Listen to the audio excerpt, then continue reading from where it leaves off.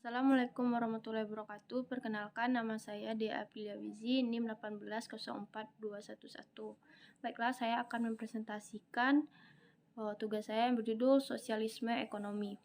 Sosialisme ekonomi. Pada dasarnya, ekonomi adalah bagian dari tindakan manusia untuk mencapai kesejahteraan bersama. Karena itu, ekonomi masuk dalam bagian perilaku manusia yang diatur dalam etika atau filsafat moral. Dengan kata lain, konsep dasar ekonomi sesungguhnya merupakan sarana untuk mencapai kesejahteraan bersama. Basis ekonomi dari hampir semua gerakan sosialis didasarkan pada tujuan yang sama, yakni menciptakan kesetaraan yang lebih besar untuk rata-rata pekerja dan warga negara. Tujuan sosialisme dalam lingkup ekonomi adalah menciptakan pemerataan yang lebih besar dan tidak mengandalkan individu-individu atau institusi privat untuk mengelola sarana-sarana produksi. Dalam Ideas and Opinions, sebuah kumpulan esai dari salah satu pemikir terkemuka dunia, karya Albert Einstein, sosialisme bukan hanya satu alternatif politik dan ekonomi dari kapitalisme, melainkan suatu kebutuhan yang pasti.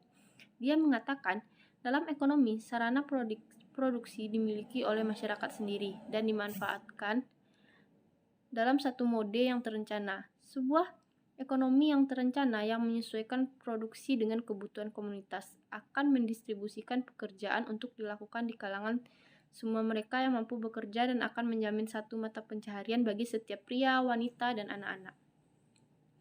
Isu terkemuka dalam studi-studi tentang sosialisme ekonomi Marxian menyangkut juga teori nilai tenaga kerja yang menegaskan bahwa nilai sebuah produk atau layanan tidak diasosiasikan dengan biaya, melainkan dengan jumlah kerja yang dihabiskan untuk produksi.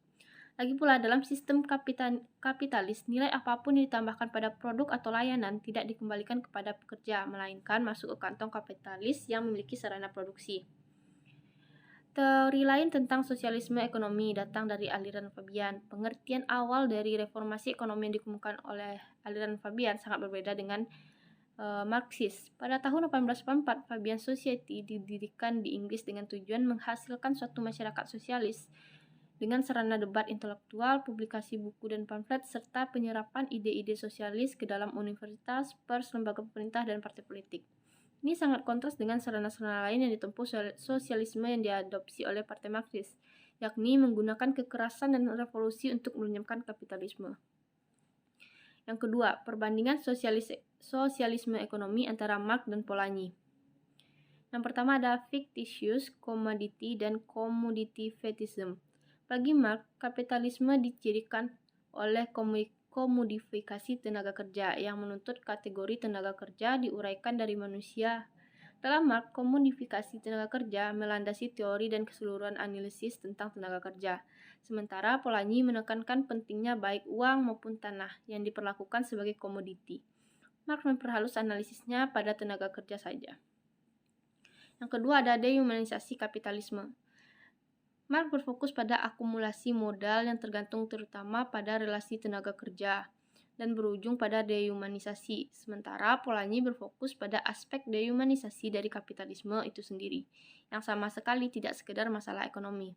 Namun keduanya berbicara kurang lebih tentang masalah yang sama. Dalam hal ini bisa juga dikatakan Marxis memang memberi perhatian pada proses dehumanisasi yang berasal dari penciptaan komoditi fiktif dan tidak perlu dibatasi pada tenaga kerja, sementara Polanyi melihatnya lebih luas. Yang ketiga, human nature dan materialisme historis. Konsep tentang human nature dan materialisme historis dalam Marx itu sebenarnya tidak terlalu berbeda dengan pandangan Polanyi. Polanyi mengatakan bahwa teori tentang ciri fetis pada komoditas dianggap sebagai kunci bagi analisis Marx tentang masyarakat kapitalis. Polanyi menyatakan bahwa teori fetis tentang nilai komoditas memang merupakan aplikasi prinsip dari pengasingan diri atau self-interestment dari fenomena ekonomi di bawah kapitalisme. Sekian dari saya, terima kasih. Assalamualaikum warahmatullahi wabarakatuh.